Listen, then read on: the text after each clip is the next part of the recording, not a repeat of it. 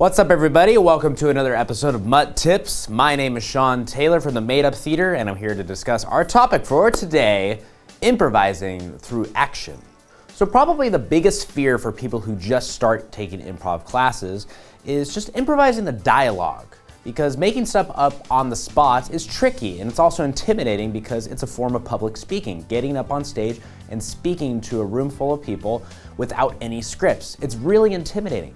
But the more we do it, the more we get comfortable with it, obviously. But there's one bit of improv that can sometimes go out the window, and we more so harken back to just the emphasis on speaking through improv, and that's action. We sometimes get into that mode of just talking in scenes back and forth at each other, which is called talking heads. And heck, it's a little bit boring sometimes because words are great, obviously. Improv is all about speaking and communication and dialogue, but heck, we can communicate in other ways. So I want to talk a little bit about action and how it can benefit you in improv. So first, let's just start with a really basic question. Why is action important? Well, simply put, it's interesting. It's really interesting to watch improvisers go on stage and create an environment with pantomime on the spot based on a suggestion or based on no suggestion. It doesn't matter. It's interesting to see that environment be created and also be used. And it complements dialogue as well. A good way to show the importance of action is the game Conducted Story, which is a game where there's a host who points back and forth between players on stage, and they're telling a story based on a suggested title from the audience. Now, you might do this with two people on stage, and one person is responsible only for using dialogue, essentially spouting out all of the words that are being said by the characters who are introduced in the story. And the second person is only going to be telling the story in action. So the host can point back and forth between those two people, and then you can ask the people who are watching in the class or in an audience setting, which was more interesting? And more often than not, it's going to be the action, because the action leads to progression. The dialogue is just kind of like that little cherry on top of your scene, but the action is what is going to make your scene memorable to the audience. So why do improvisers sometimes neglect action in improvised scenes? Well, simply put, from a subjective point of view, is dialogue is just easier to use, right? Because in improv classes, usually in the early going, there's a lot of emphasis that's put on the dialogue. That's what we usually improvise in, is speech. And we teach a little bit about environment and object work and just pantomime in general, but more stress is put on the dialogue. So we learn the dialogue a little bit more efficiently than the actual scene painting. And once that's been established, we'll just kind of default to it because, again, we want to do the easy stuff in improv, and dialogue is just easy. And we'll get into talking heads mode, and we'll kind of neglect the environment that maybe we've set up, or maybe, heck, we didn't even set up any environment. But also, going off of that, is sometimes we might shy away from actually creating an environment with pantomime because we don't want to show flaws, right? Pantomime's hard. It's hard to truly convey reality through mime. And the only way to actually become perfect at it is to take a bunch of classes, go to mime college. It's up to you, but we don't really have the time or the money to possibly do that. So we need to just go up there and just try. If you walk through a table, okay, whatever. At least you tried setting up that table, okay? And if you make a smoothie and maybe you forgot a few steps, don't worry, it doesn't matter. You still tried, and you're still creating an environment that the audience is still going to be seeing.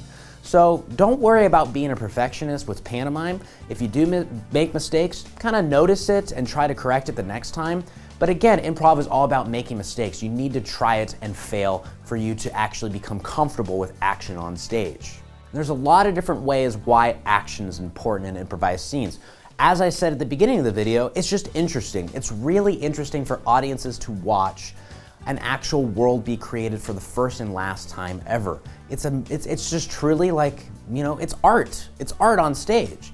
You have a blank canvas, and actors go on and add different objects or add different pieces of the puzzle, and it's really cool to watch that actually happen. And yeah, dialogue is there as well, but the action is what we are actually visually seeing, and we get to interpret it a little bit different, right? Just like reading a book. There's a bunch of text that kind of conveys a specific environment in a certain chapter of a book, and we all view it in a different way because we're all individual people with different perspectives. So it's just so interesting. Again, I said this in a previous video, It's really important for improvised scenes to be equally appealing to both a deaf person and a blind person, okay? So if someone is deaf and they can't hear, they are still being able to follow the story that is being conveyed on stage with the action and the activity in the environment. It's so effective.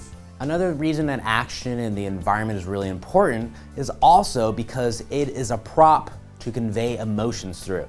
Have you ever been at home and maybe like a spouse or a family member is washing dishes and you can just hear like clank, clank, clank, clank, clank, and like slam and dunk, you know, all that stuff, all these weird noises that are coming in the kitchen, and you know how they feel without even looking at them. You can hear it. And if you were to walk in there and you just see their back, you can see their emotion being conveyed through the activity. So if you're angry in a scene, that means you get to use the environment in a specific way. You slam down books, maybe you push over a chair, maybe you stomp really loud on the ground and break a hole through the ground. A lot of stuff happens within the environment that is conveyed through emotion. If you're happy, then you don't even have to say words. The audience can see that you're happy based on how you're interacting with the environment. Maybe you're cleaning the house and the way you're vacuuming is like you're doing a dance as you're doing it. And then when you unplug the cord, you like twirl it around. And it just shows the emotion that the characters feel without actually hearing it conveyed. You don't need to say, I'm happy, you can show it. And last but not least, action and environment is really important because you get to play more. It's hard to play just with dialogue. When I'm with my fellow cast members on stage, I love playing, and the way I can do that is with the environment. I love having like card chases, or I love, climbing up an environment that has been set up, like a tree house. And it's all based on the actual environment that has been conveyed by my fellow cast members, as well as contributions that I've made as well. It's hard to play with words, but it's really fun and really awesome and easy to play with an environment that we have set up together. It's a collaborative art piece, right? We get to play in our own playground. So if you find yourself as an improviser who focuses more so on the words as opposed to the action, just try out action a little bit more often and put less emphasis on the words.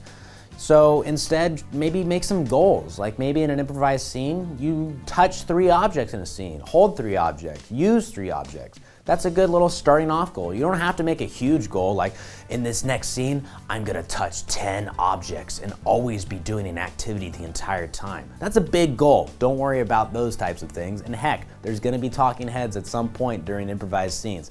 It's not a big deal. You're not gonna always be doing activity, but try it out. Maybe start with an initiation action as opposed to an initiation line of dialogue. That's really cool. And also, hey, it might start in silence, but silence in improv is golden. I love silent scenes, especially silent initiations, because less emphasis on information from words is put on the scene. And now I get to just focus on a relationship being explored in an environment that is also being created on the spot. And if you look at the audience, they're not usually laughing, but they're very engaged. Their eyes are wide open, they're smiling, they're seeing something that is being expressed for the first time, and they are in on it, and they have their own interpretation on what is being conveyed. So heck, do that action, show, don't tell.